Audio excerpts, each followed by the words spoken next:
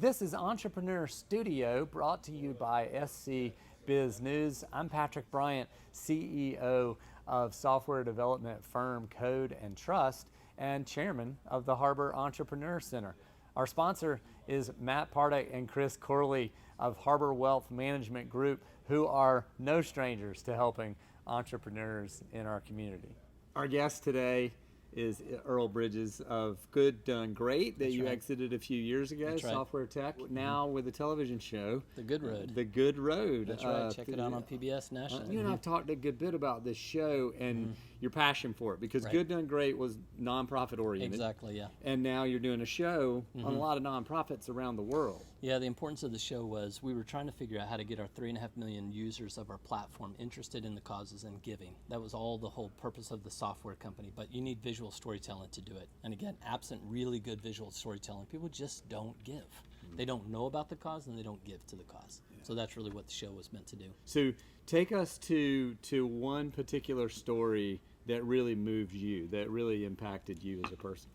Our best episode, season 1, bar none, was an episode. The only domestic episode that we did was in right outside of Mobile, Alabama, in a place called Pritchard. We call it Alabama Village, is the neighborhood, and it's the most violent census tract, has the highest, murder rate, etc.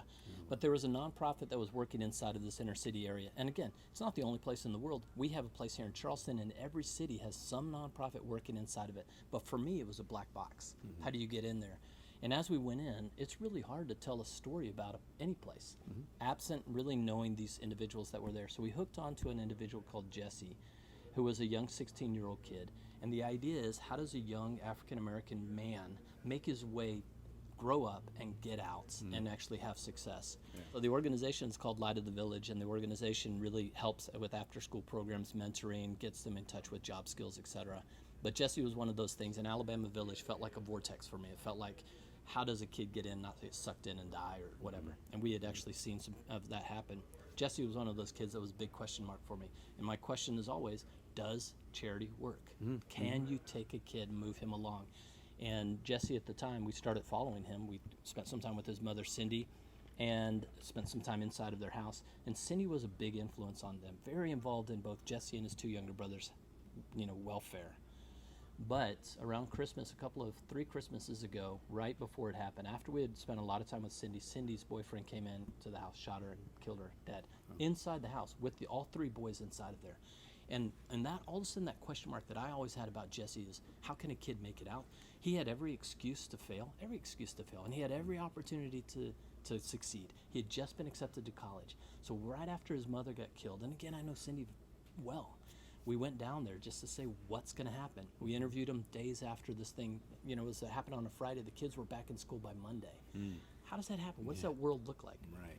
Fast forward, he got accepted to college. He ended up going to college, and we followed him down there in South Alabama.